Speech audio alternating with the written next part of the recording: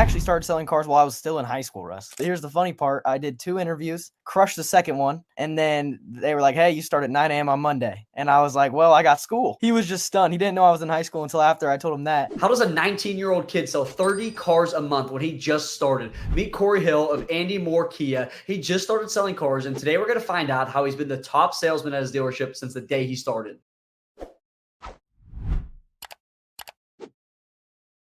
Thanks so much for being on the show, Cory. Hey, I appreciate it, man. So for people listening and they're wondering, why do I have this kid who looks like he's 12 years old on my podcast that is supposed to be about car salesmen who are just absolutely killing it, crushing the game?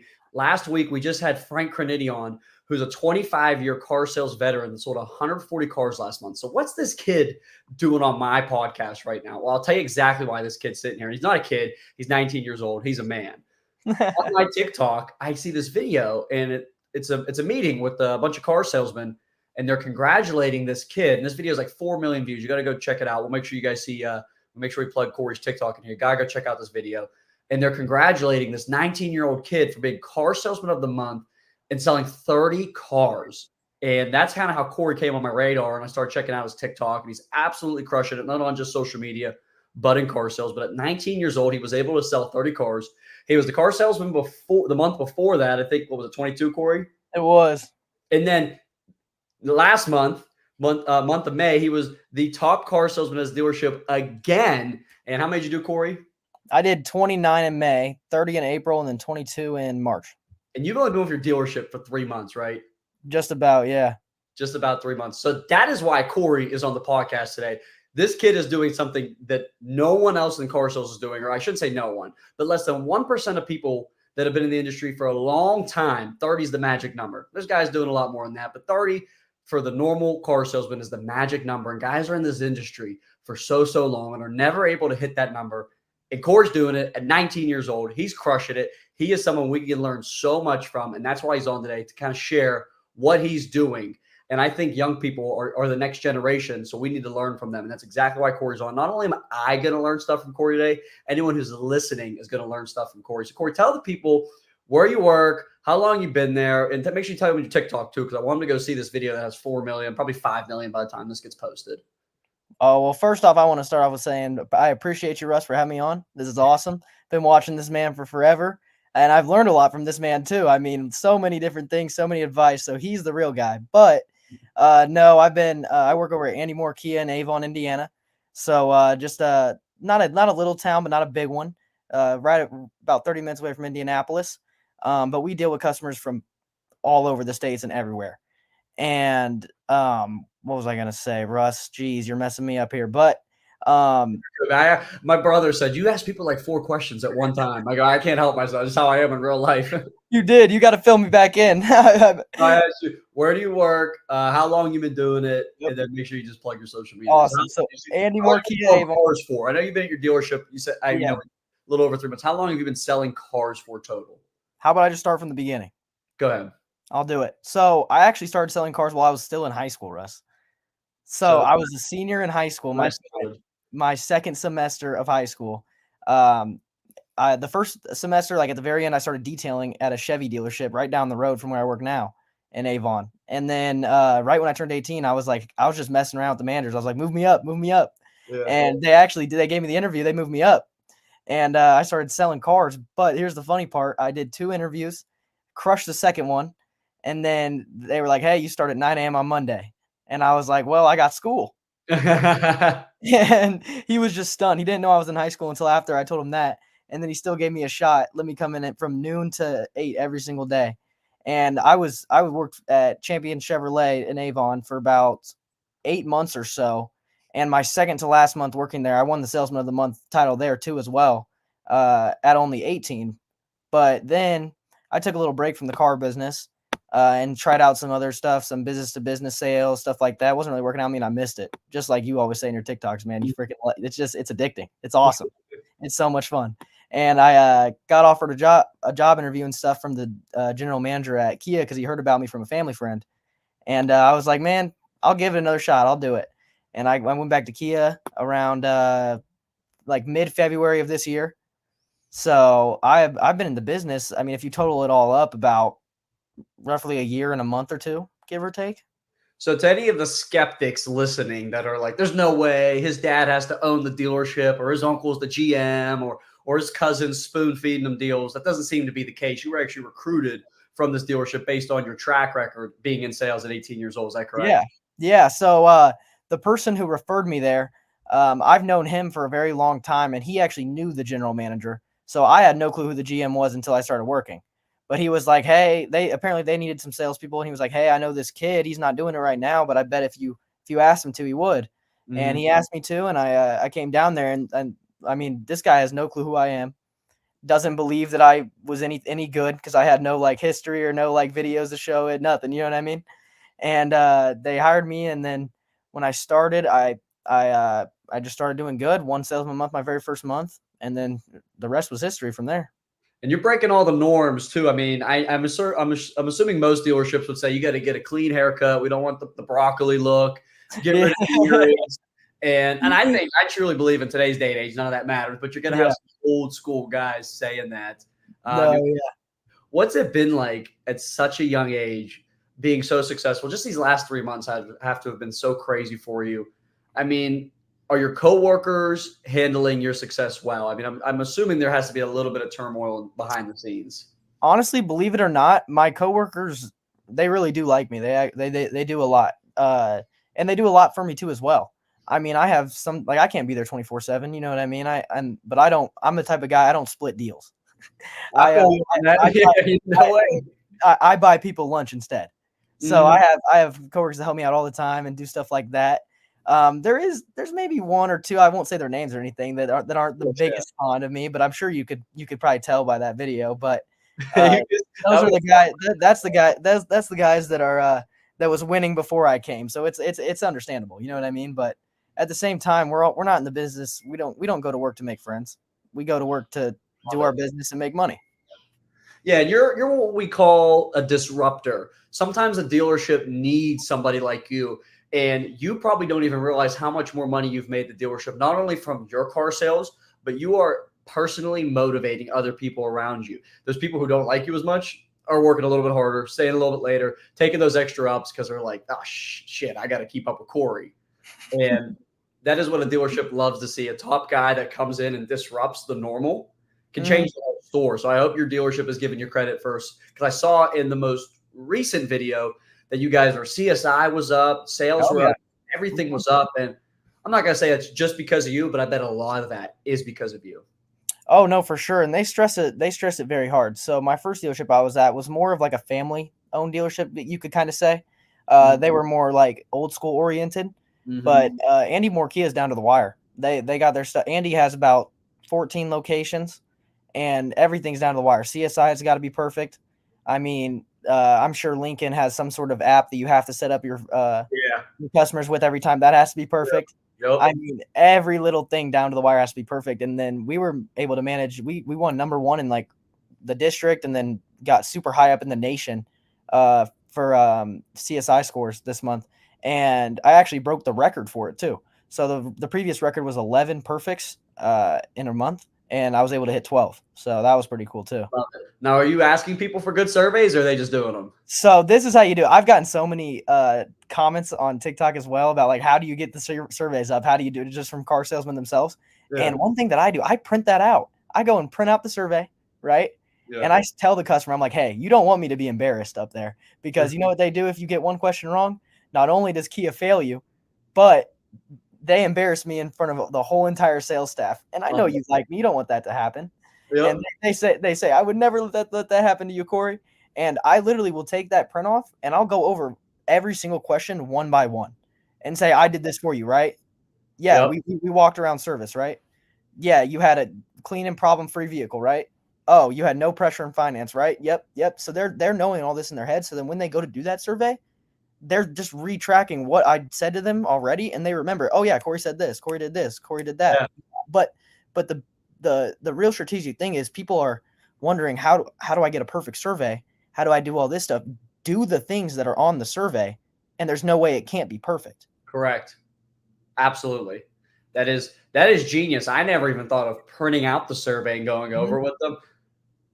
Now that I'm thinking about what you do, mine's like kind of sleazy. but it's true. You know, I tell people, because I don't know my exact numbers, but I've never had a bad survey in my life. I tell people similar to what you do. I just say this survey is directly correlated with my bonus. So if there was anything on that survey that was out of my control, I could understand why you might want to not make it perfect, but I need it to be all perfect, because if it was something out of my control and you ding me, it only affects me and I lose money, and we have a great relationship, and you don't want to see me lose money, do you?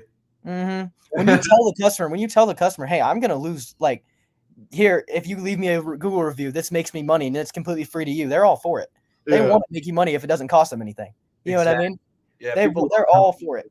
I tell them that. I say, hey, this will mess up my bonus. I could lose like $500 from this. And they're like, oh my gosh, from my survey?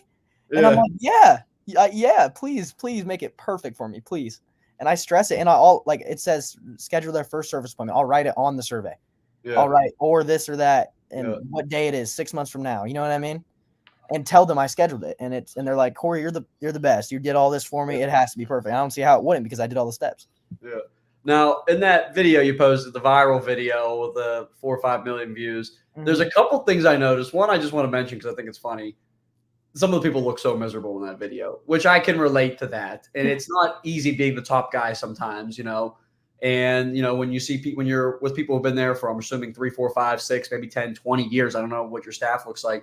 And they see this young kid with the broccoli haircut come in and so I'm just kidding. You're holding that broccoli haircut, Russ. No, man, but I've been wanting to clear that up for forever. So literally, it was 8 a.m., Russ, on a Saturday morning. You know how that goes, man. You know how that goes. And like, I've seen so many comments too of like, why are they shoved in the back of in a room? I would hate staying in there all day. That's our little bullpen. Like, we don't have my old dealership. I had a desk, but we don't have desks at this place. We have little round tables at the front. I do almost everything from my phone. You know what I mean? And rarely go back to my computer unless I'm like sending emails and stuff like that.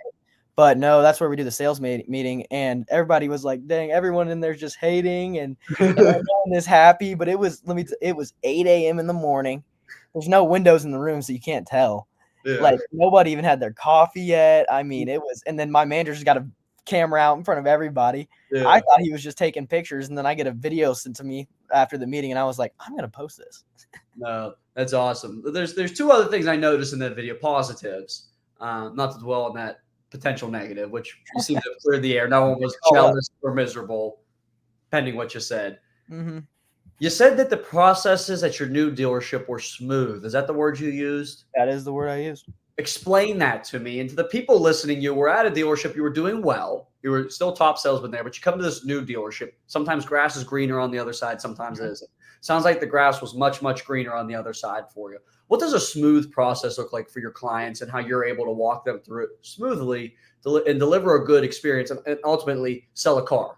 So it's step by step. So one thing that Andy Mohr does differently than what my old place champion did was we are able to literally, like, Russ, I could sell you a car right now over the phone, man.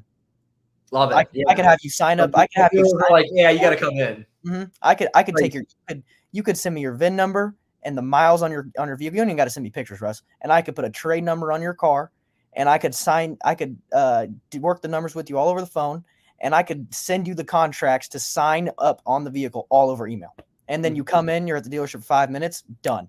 So the online deals, when I get a BDC lead or anything, they're just step by step, easy, and every sale is the exact same. That's a Jordan Belfort line. If you've listened, if you've watched, listen. Now, what system were you guys using to do those deals? Just out of curiosity for myself. System. Well, I mean, obviously, do you have a BDC department? I'm assuming you do. Yeah, but I'm saying, you quote numbers with Roadster or AutoFi, or what CRM are you using, and how are you setting them up? You know, we use vAuto, Provision, and VIN Solutions and everything. Okay. So I don't know. Obviously, I don't know what it looks like on my manager's computer and everything like that, because I don't know if I mean, dude, you might be just doing your deals yourself at your computer, but I go up to my managers, obviously, get the numbers, and then just call them up on the phone, talk to them about everything. And then when it gets time for them to submit a credit application, I just have them do it on my website. My BDC manager prints it off. I put it on paper. We pull credit. We get it to my finance guy. He structures the deal together, and then we sign them up, and it's quick. I did an e-sign deal today. Love and it was storming outside all day today. I think we sold 2 cars total today, and one of them was an e-sign deal. Yeah, they're coming to pick it up Friday, and they'll be in and out in 10 minutes. Love it, man. Absolutely love it. Do you think that's what makes you so successful is you're not used to the norms. Because when Yeah. I first started up my dealership, it was like get them in, and I don't Mhm. want to look at me again. This podcast isn't about me, but I quickly broke that chain at my dealership by talking to management and my owner. I go, look, I'm 18, 19. I wouldn't come in and buy a car without knowing what the freaking payment is. How are we going to Yeah. expect these people to? Like, we got to be transparent. Like, we got to give these people the payments. Like, tell them what it is. And there's always the hey, if we're close, bring it in. You want more for your trade, bring it in. I get all those Yeah. exceptions, but we can't be afraid to just shock out some numbers. And it's up to us as the salesman to build a relationship over the phone. That's just how Oh, for you're sure. talking 2017 when I was doing this. Do you think that you truly understanding that is what helps you? I think it really is. Like me being in the younger generation, obviously, I just know. So one thing my mom told me a while ago, right? She said so I was trying to sell my aunt's a car when I was still at the other dealership, but now I sold her the other day, and in the month of April I sold her 2 vehicles at once. And but I did that because I used what my mom told me. So my aunt's just like a super, like, she's not lazy or anything, but she's super busy and she likes stuff to be easy and simple for her, right? Mhm. So my mom told me, she said, if you could make buying that car as easy as door dashing some food, they're gonna buy it every time. Yeah, you're right. And I took that what she said, and I was like, wait a minute. You're so Why right. shouldn't I use that? If door dashing your food while you're laying in bed and it shows up to your doorstep, why shouldn't your car too? You know Mhm. what I mean? Like if you can make it that freaking easy on somebody, you're gonna get the sale every time. Like I had a lady the other day who has been trying to get out the door numbers and searching for a vehicle and trying to get out the door numbers from a dealership that isn't charging like wheel locks and freaking Yeah. window tint and all that crap too, and won't take it off and all that good stuff. And she hit me up. I sent it to her right away, and she came in the next day, bought the car out. When she got there, she was like, "Cory, I want to give you a kiss. I've been doing this for 6 months, and you were the first person to actually just send it to me with no BS." Did you take the kiss? I should have. That's She was like right in front of her husband too. I was like, wow. right. Now, also in that video, I noticed something. Maybe it's just because I'm perceptive, but you were dressed very nicely and you were dressed differently. Are you allowed to wear what you want as long as it's nicer than the uniform, or was that just that day you wore a nice outfit? So Andy's pretty strict on stuff. If you notice in the next video that I just posted today, there was a bunch of comments on the girl in front of me wearing like a sleeve on her arm, a shooter sleeve, right? Yeah. So Andy doesn't allow any tattoos being shown whatsoever. You have to have it covered up. Yeah. And so that's one thing, but you have to be wearing a tie unless it's a Saturday. Uh-huh. So, or the only way you can't do that is by wearing a collared shirt like this one that has the Kia one. Like I just pointed at the wrong side. It's like flipped over in the camera, but um, I have other collared shirts and stuff, but we're not allowed to wear any collared shirts unless it's Saturday without a tie. Or I could wear a collared shirt like on a Monday with a tie, but that's pretty goofy Okay. looking. So I just put on the whole dress uniform, and I like doing it, man. Look good, feel good, play good. You know what I mean? Absolutely. Our dealership's trying to move towards like a more like uniform. Like we had them and they got old and raggedy and they were like, all right, just buy some nice clothes. We'll figure out Yeah. the uniform. And then that was like pre-COVID. COVID happens. We never got back to it. And they want to get back to it. And I said, look, I'm not downgrading my look. I'm not saying like, oh, I'm this great looking guy, but I look nice to show up to work. So you guys get to buy me a uniform that looks as nice as what I'm wearing now. I'm not trying to be like rude, but I'm not downgrading my look. I look very nice when I show up to work. And I noticed that in your video that, not to talk about anyone else that I see in that video, but it looked like, with the exception of a few people in there, they're just wearing the black Kia Polo when there's an option of looking better. Oh, for sure, for sure. And there always is. I mean, obviously, sometimes it's super hot out. You're not gonna want to wear all that Yeah. jazz. You don't have to, but I mean, when I can, my pink shirt, that's my hat trick shirt. You know what I mean? I got I got hat trick shirts, Russ. Yeah. I throw on a different. I got certain fits that I put on, and I'm like, yeah, I'm gonna go hat trick today. I love that, man. Absolutely love that. Now, I want to talk to you about something because you took the exact same route as me. You started selling cars in high school, which is something I started in high doing. school. Yeah, I would leave high school early and go sell cars. I have. That's awesome, man. Yeah. That's awesome. That's super cool. Was college ever in the question for you? It was until I started selling cars. Same. But I had no clue what I had no clue what I was gonna do, man. I wanted to do like nutrition and wellness, to be like a freaking gym, and I had no clue. Like I wasn't gonna do You that. gotta go to college for that anymore. You could go on Instagram and pretend. I know. I was going to party. Like I wasn't doing nothing. And then I realized I was sitting there at 18 years old, getting ready to graduate high school. I had my freaking graduation party invite card on the back of my desk for all my customers to see too, because they would love it. Yeah. And then I would literally what's it called? I was sitting there, and we take you there. Yeah, I'm here. My camera turned off for some reason. I don't know. No, you're good. Back on. We take credit apps every day. You know how it goes. Yeah. So we're asking these people what their income is and everything, and I have like people twice my age sitting in front of me working jobs for twice as long as I have, but I'm over here making more money. You know what I mean? I'm not Yeah. going to tell them that, and I don't want them to know that or think that or anything. But I'm making more money, so I sat there to myself and I thought long and hard. I was like, if I'm making more money already versus these people who went to college and now have been in a job for a very long time, why should I leave to go to college when I could just put all this money in my pocket right now? Yeah. No, I thought the exact same Yeah. thing. That's exactly what I thought. Plus, I So, love doing it. This is the first job I've ever had that it doesn't feel like I have to go. Oh, I got to go to work. mhm. Like I'm like, yeah, I'm time to settle some call. Let's go. You know what I mean?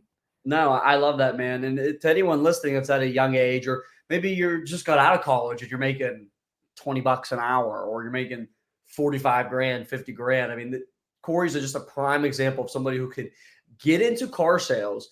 And a lot of people will tell you it takes some time, which it does. But there's exceptions to the rule. And you're the exception to that rule that you can come in guns ho and make some real money day one. You're probably the highest paid salesman in the last 3 months, I would imagine.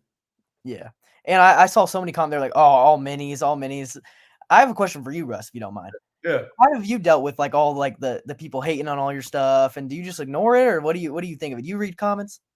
Yeah, it don't bug me. I don't know how to Yeah. explain it. It don't It bug doesn't bug me either or anything. But I see all these about like mini deals, this and that. But I no, give I've some life advice, and my pastor told me this, and it's changed my life since. well, Hurt people like to hurt people. So anytime mhm, someone's trying to come at you, something has happened to them in their life that they are hurt. And you almost got to, I feel bad for people who do that. So when people go on my Facebook, I'm like, this kid's a piece of crap. He doesn't know what he's talking about. He's a loser. I'm like, man, I feel bad for that guy.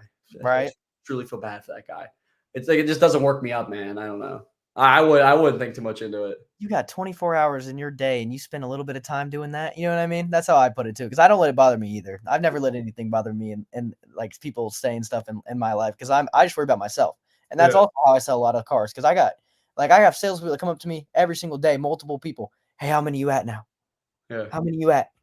And I'll tell them a random number. I don't care, but I don't go up and ask them because if I'm sitting over here worried about the guy behind me catching up doing this, then he's going to catch up. You know Hmm. what I mean? But if I'm sitting over here worried about where's my next deal, I'm gonna go get a next deal. Yeah. How So many that's are you at? this month so far. Yeah. I did my fifth today. Okay. You on pace for a good month then again? Yeah. So I only hit 29 last month, so I was kind of sad about it. Yeah. But because I had one rollover that was already logged, but Yeah. we were doing the deal on the first, I Yeah. uh they had to relog it for that day. But that I ended up hat tricking Yeah. Saturday, the first day of the month.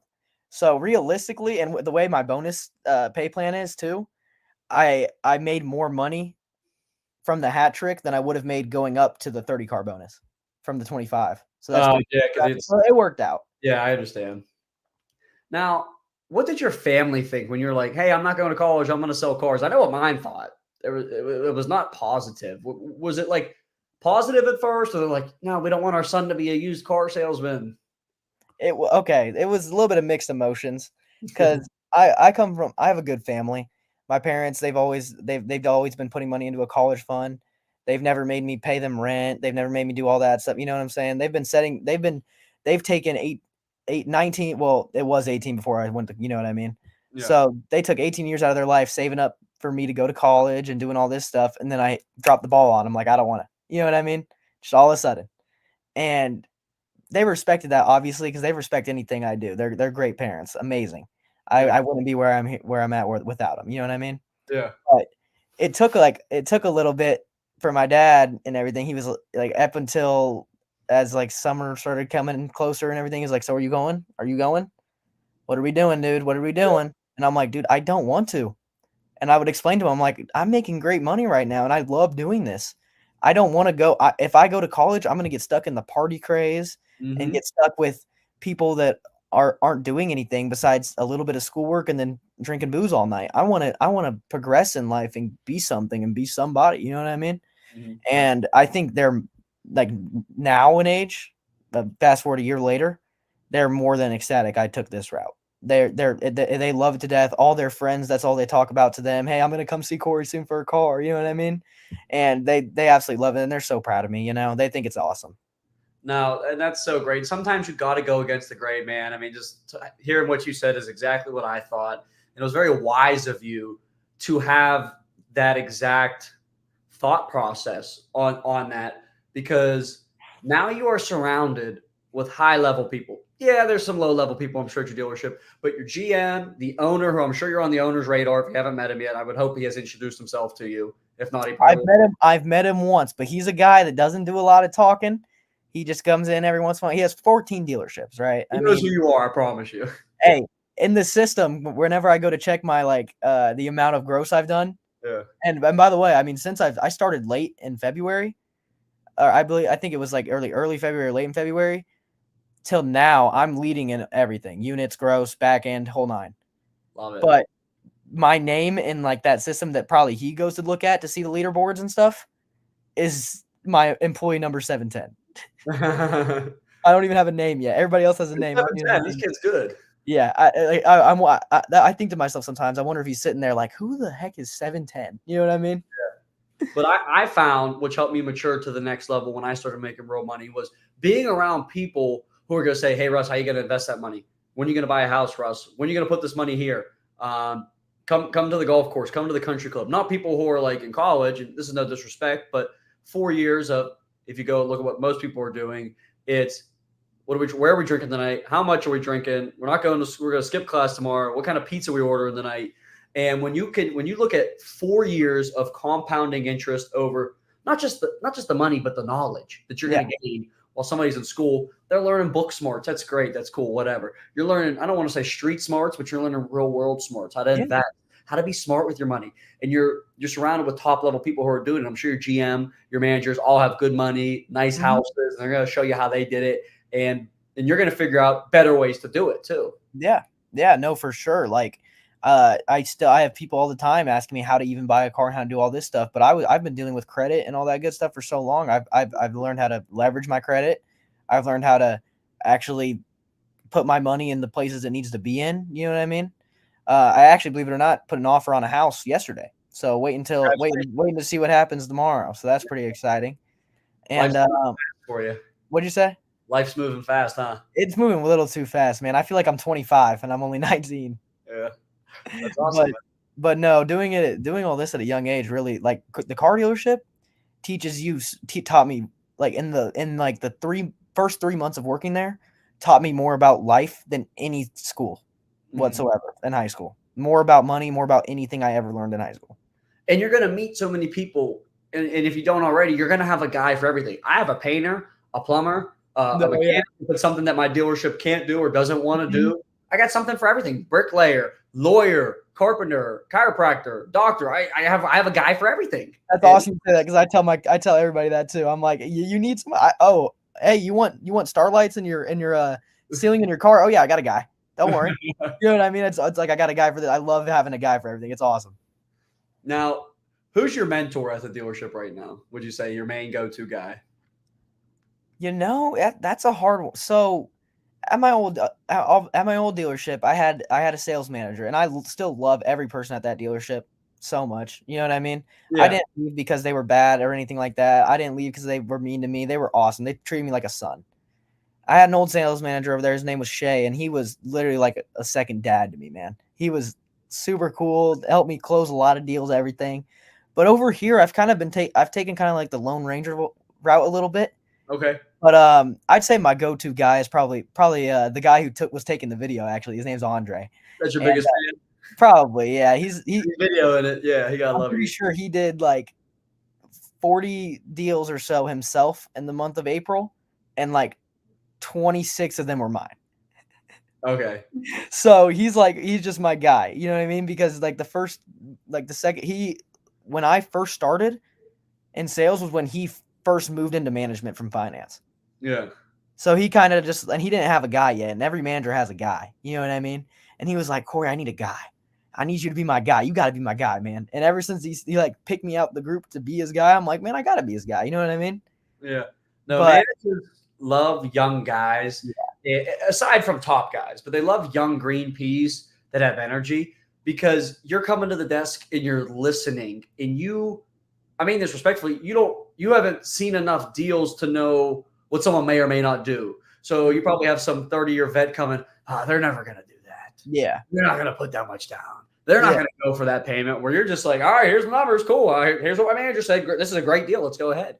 Mhm. And some people get just so stuck in their ways, they start deciding what the customer will or won't do instead of just presenting the customer their options. And we're not here to trick people or make them do something bad. We're just here to No. present options with a good attitude. And Exactly. bad salesmen just don't do that. Exactly. But one thing that I would say, and this kind of goes back to one of your first questions about the smooth process. Yeah.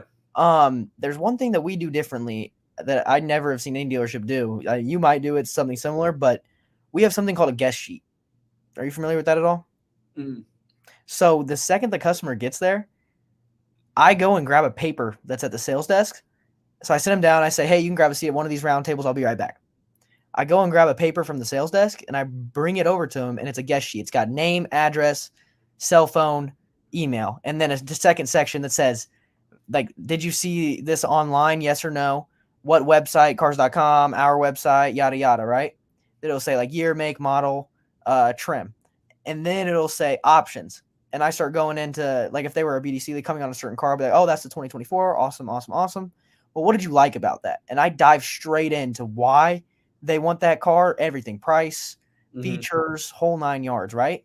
And then there's a little section right below that says, okay, so after I talk about the options, I'm like, okay, so how did you plan to buy the car if things go that way? Mm-hmm. Or if everything goes good, how do you plan on taking this thing home? Do you plan on financing it, or do you kind of plan on just stroking a check? Yeah. And then they'll tell me, hey, I plan on financing. Cool, that's awesome. We work with over 45 different lenders, so we'll definitely be able to get you the best rate. How much money do you think you're going to put down? And let me tell you, this is within the first 5 minutes I met these people. Yeah.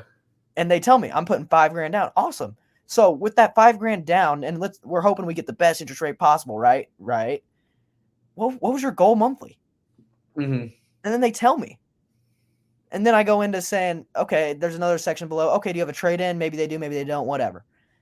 But just that little section right there tells me everything I need to know for when I go to get my numbers. So in my head, as long as it's reasonable, you know what I mean, right then and there, I already know how this deal's going to go. All I have to do is go on a test drive, and now I'm going to go close them because I know where I need to be and I know what I need to do, and I don't have to be around the bush. I'm already there. You're basically asking them to buy the car before you even show it to them, which is awesome. Yeah. And it's just like that with that little sheet. It's every time, every sale, same steps, same things, same close. The only thing you got to do is be a chameleon and adapt to your customer. Yeah, and that's easy for you, man. I can just tell talking to you, that should be no problem for you. Appreciate it, man. Now, what advantages do you think you have being young? Oh, a lot. A lot. A lot of customers don't think I know as much. You know what I mean? They think they know more than me sometimes. Or they think I'm just like helping them out, like I'm like a server at a restaurant sometimes or something like that, maybe. You know what I mean? But they love me usually too. But they don't think I'm smart enough to actually be able to make some money on the deal.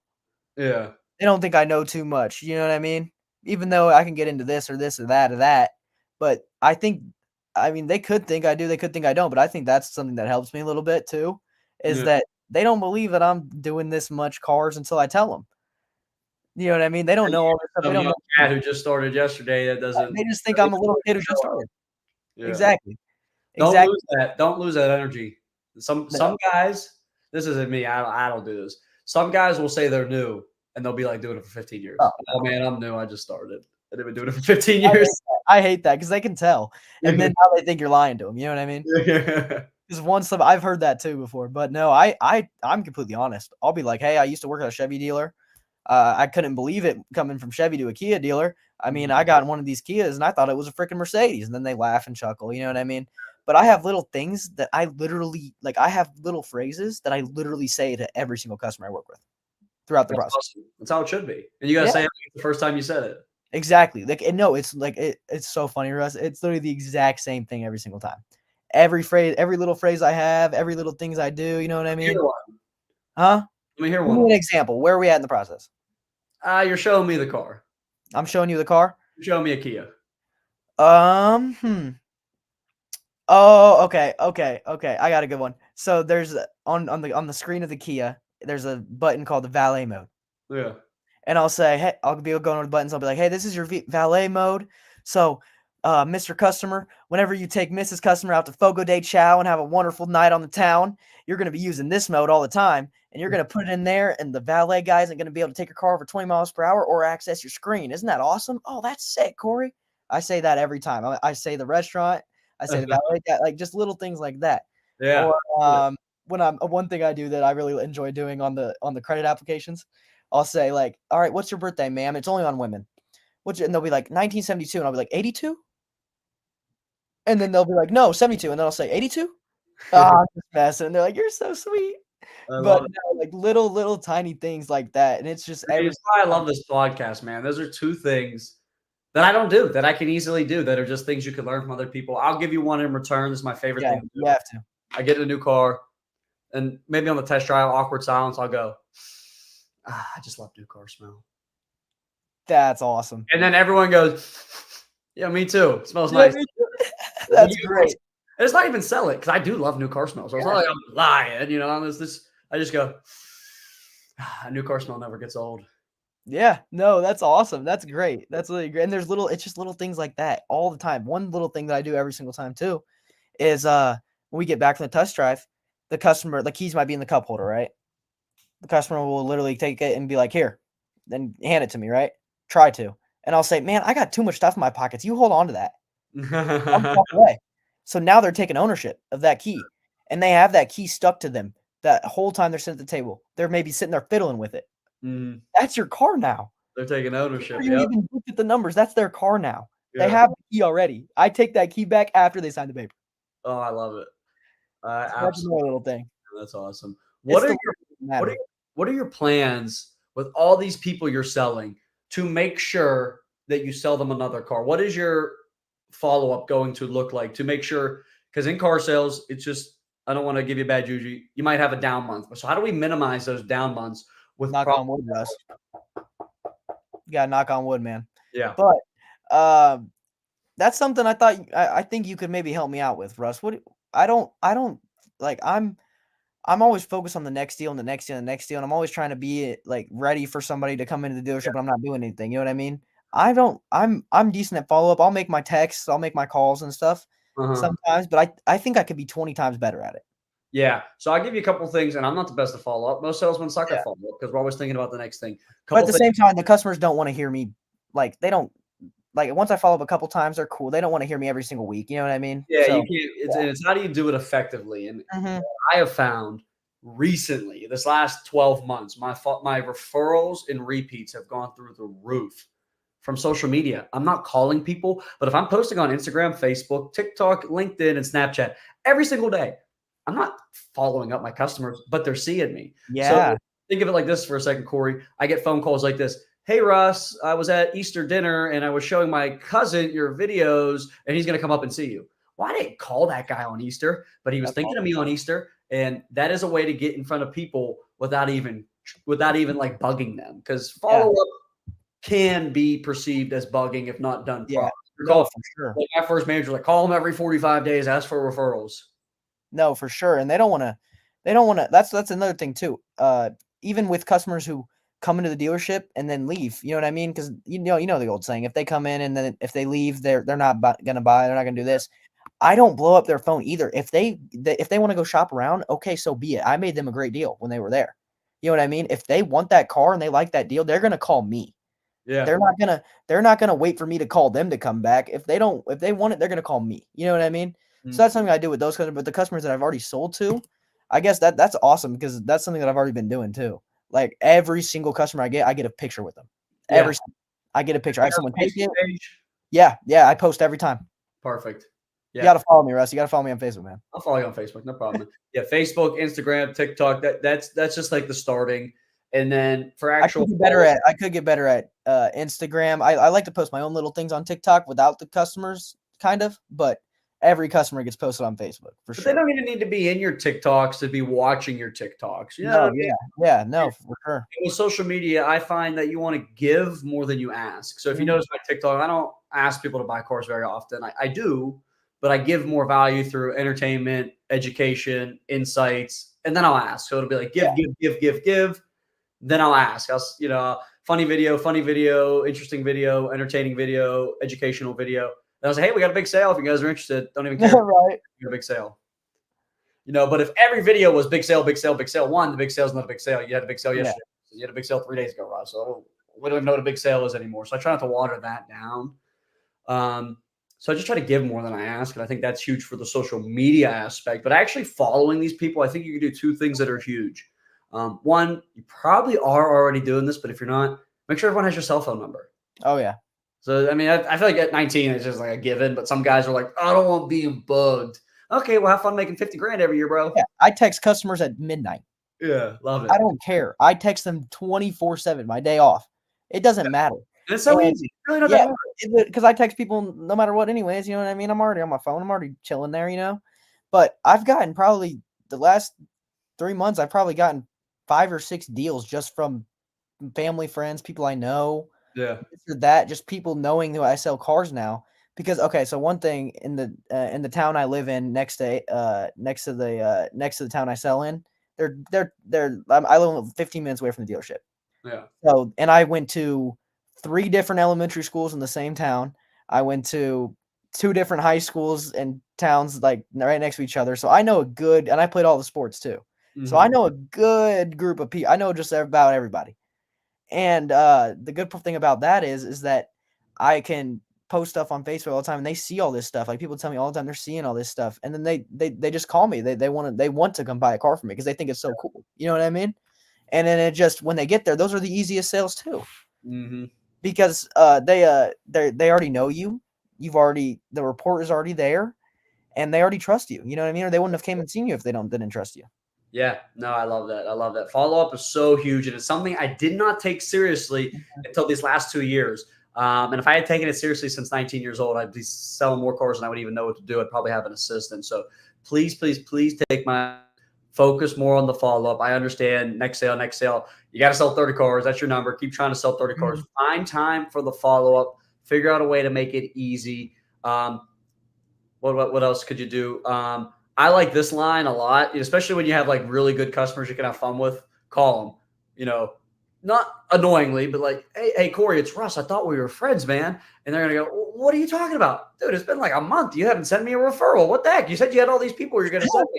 You have fun with it. That's a fun one that I've been doing. Yeah, no, that's awesome. That's perfect. That's like that. Cool. And something I'm planning on doing, which we're already starting to with just like golf outings and stuff. I haven't found the perfect fit, but you got to find something in your community where you can give back and authentically be a part of something without even the intentions of selling cars from it, whether that's, soup kitchen or donating your time or donating your money or going to events. You're making a lot of money right now. You definitely got to make sure you're giving back. No, I like that for sure. Yeah, that would be huge for you because all these people from sports, which is awesome. You're 19. A lot of those people still live in the area.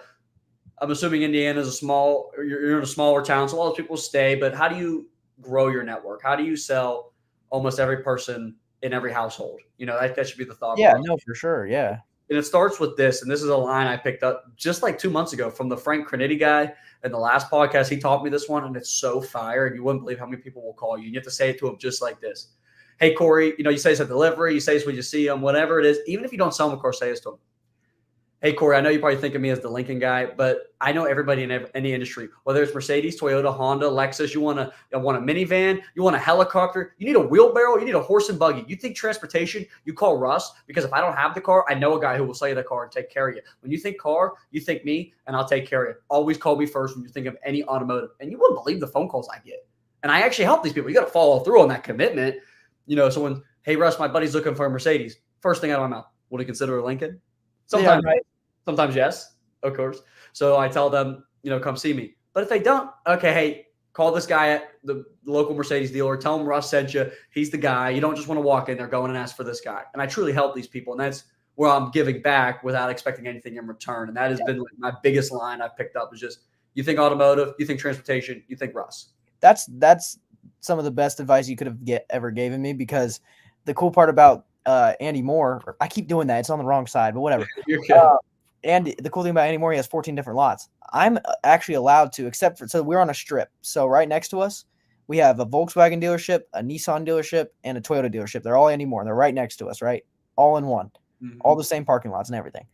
But he has a bunch of other locations throughout Indiana, you know what I mean? Of all different brands and everything. Cool part about that is I can go on his website, find that, like, and grab a car from another dealership, bring it to mine, and sell it there.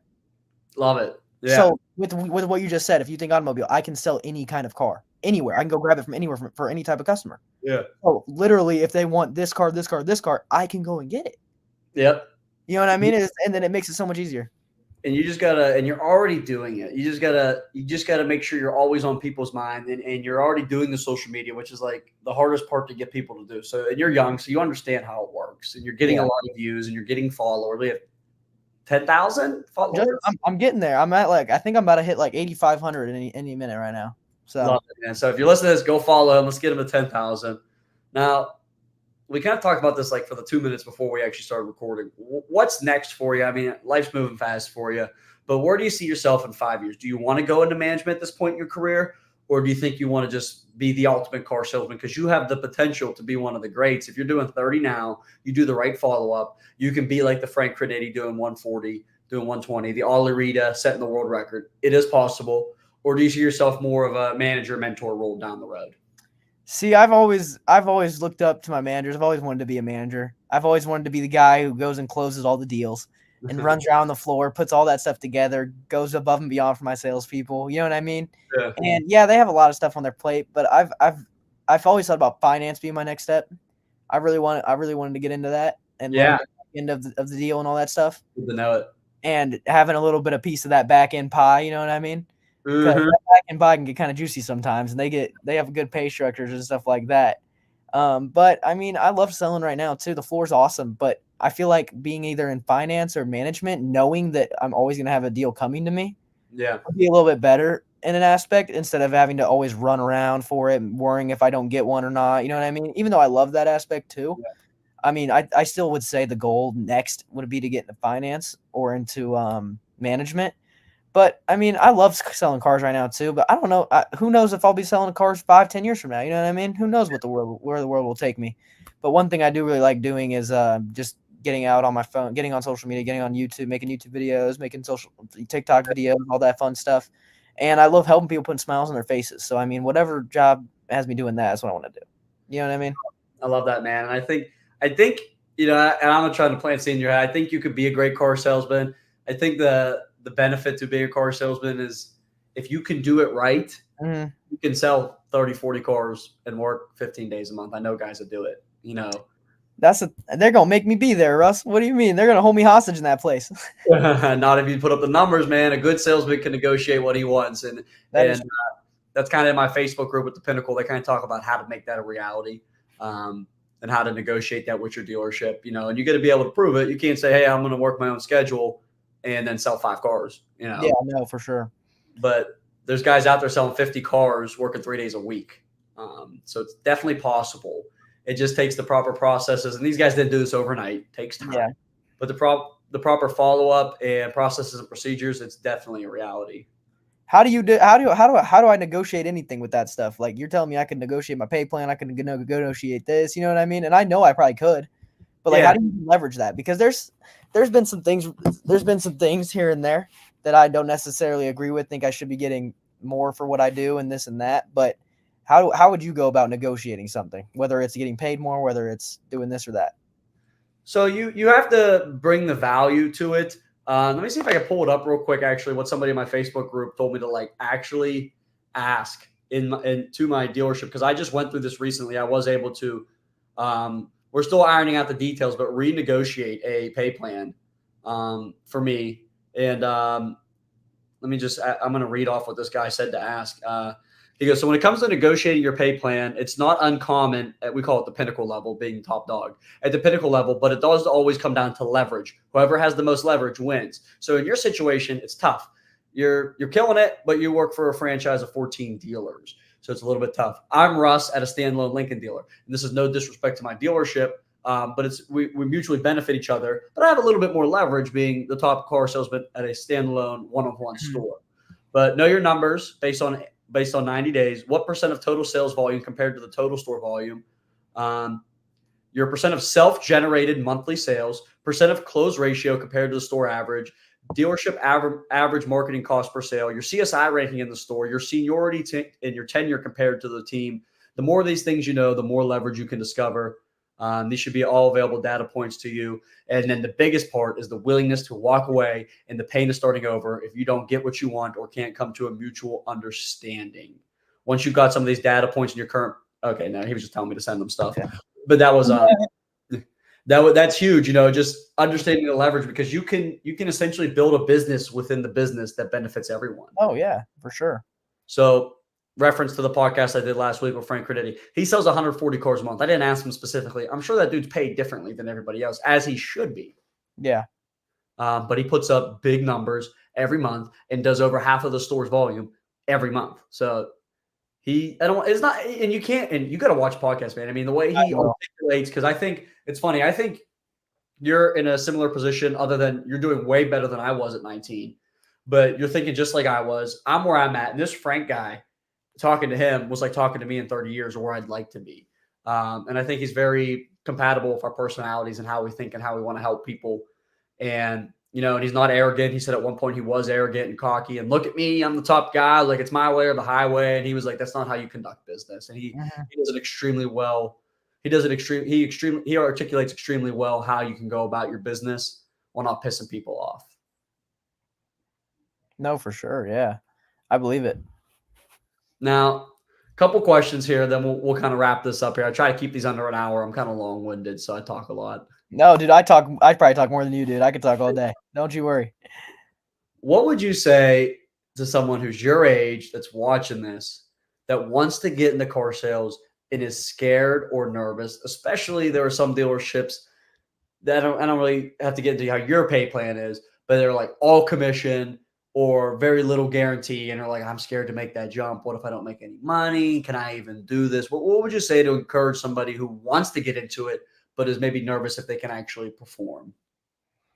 I mean, all I would really say is everywhere's always hiring. If it doesn't work out, you can go do whatever. You know what I mean? You can go get the job you just had before.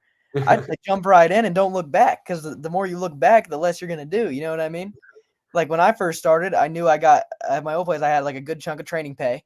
But just that training pay alone was more than I've ever made before in my life. And I was like, this is awesome. Yeah. And then I started doing it, and I was like, this is more than I've ever made, ever.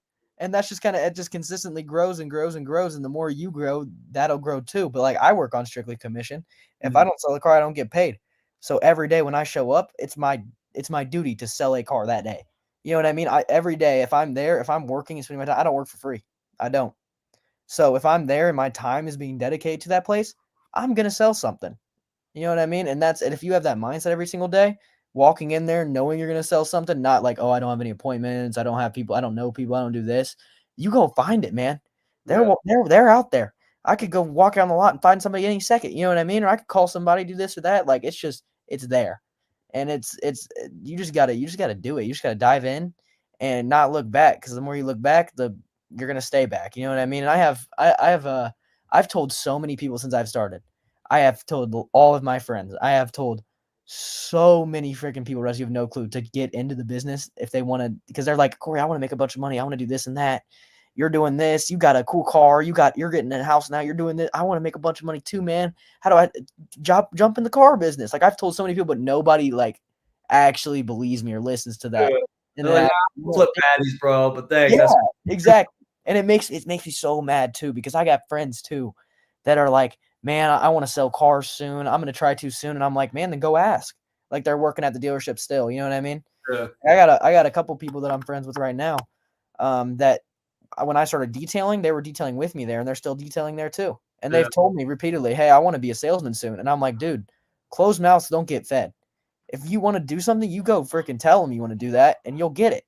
But if you don't tell them you're going to do that, they're not going to think you're capable of doing it, because you don't even think you are. You love it. I mean? Such wise words, man. So simple. It's so hard to execute. My manager just said to me the other day, he goes, car sales can be the hardest $30,000 a year job or the easiest $300,000 a year job. I heard that the other day too. Yeah, like literally like last week. Must be a similar car lingo going around. No, for sure, for sure. I mean, I think car lingo is just car lingo, man. That's everywhere, for Yeah. sure, for sure. Now, I wanna leave the viewers, to anyone listening, to just to know what's possible. What was the most you made 1 month selling cars? Dude, I don't talk a lot about how much I've made. I Uh-huh. really don't. I've had so many comments, "What's 30 cars pay? Oh, what's this pay? What's this pay?" But, I mean, I'm not making anything insanely amounts, you know what I mean? But I do in terms of gross. So I think the most I probably made in 1 month is probably, like, a little over 15, I'd say, give or take. It's a lot of money, bro. It's a lot of money. It definitely is for my age and stuff. I think I could have probably made more on, like, my gross and my deals and stuff like that, a little less minis, you know what I mean? But sometimes you can't control that aspect, you know? Yeah, sometimes you gotta move metal. It is what it Yeah, is. Still, yeah. that's a lot of money. I'm, like, super bad at math, but that should, I don't know, what's 15 times 12? I'm so bad at math. That's like 160 grand or something. I don't, if you made that all year, I'll be cool with that at 19. I can tell you I wasn't making that at Exactly. 19. Yeah, exactly, exactly. I think I made 70 grand at 19, so you're on pace to double what I was making. And there's probably more places that have better pay plans and stuff like that, you know? But when you're making over 10 grand a month in general at my age, you know what I mean? Yeah. That's more than most adults. Yeah. That's more than, like, 95% of the adults I know. And until you buy this house, you really don't have many bills, I bet, either. No, except for a car payment, that's it.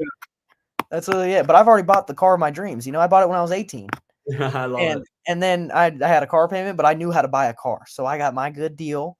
I got the payment I wanted to, I put a lot of money down. Mhm. I got a good rate. I got my mom, she helped me out, not with money, but with a signature, you know what I mean? Little And coast. then just a little one to make that rate go down a little lower. And then it's put me in a good spot. Now I'm building credit. Now I've got money saved up. I can actually handle that bill while gaining another bill here shortly. But I'm gonna have roommates too, Russ. You know what I mean? I'm not gonna be paying crazy amounts on my mortgage or anything. I'm the guy with the down payment. Ah, smart, man. I rented out a room in my first house for 3 years to some random person. We actually ended up becoming best friends, but he No lived way. years, and I wouldn't rent to a friend because I said to all my friends, I said, "If I wanna kick you out, I'm gonna kick you out, and, I don't wanna ruin a friendship." So I rented to somebody random. He ended up being my best friend. Hey, I'm gonna rent with some of my friends, but I'm gonna lay down the laws. You know what I mean? And I don't care. Like what my word goes. You know what I mean? If I bought the house, my name's on the title. My word goes. You know what I mean? That's just how it goes. They know that. No, no, and I love it, man, and maybe a little bit of wisdom from someone just slightly older than you. Just always remember you are who you surround yourself with. I don't know your friends. I don't know what they're about. Doesn't really matter. Just keep that in mind as you consider letting people move into your house with you. No, Um, for sure. if they're not on your level, you're either going to bring them up or they're going to bring you down. And it's more likely for people to bring. It's harder to pull people up, and it's very easy to be drugged down. Just think of a slide. It's kind of hard to go up a slide. Very easy to go down a slide, and that's just how it works. And I've been through that, so I know how that goes. Totally. Totally. Totally. But hey, thanks so much for hopping on. Thanks. Make sure you stay up. We're gonna stay on a little bit and talk in private. But Now thanks you're so much good. for hopping on, Corey. What was your TikTok? I don't think we ever plugged it. What is it? Is it Corey Hill 04? Let me double check before you hop off of there. Hold on. And Corey while Hill 04. Corey Hill, That's it right Corey there. Hill zero Right. four. Make sure you guys go check him out. I got to watch the video. And anyone listening to this, and you're like, hey, I'm an awesome car salesman, and I want to be on this show with you, Russ. Instagram, TikTok, LinkedIn. I'm pretty sure all the links to my link tree are on there. Fill out the form. I actually got so many submissions. I got my wife going through them now. Fill out the form, and then I'll get back to you as long as you're interesting. You gotta be an interesting car salesman. So if you're gonna send me a video, make sure you just got a little bit of personality. But if you want to be on my podcast, just go ahead and hit the link in my bio. Make sure you guys share, like, and comment for more content like this. Make sure you follow Russ Flips Whips.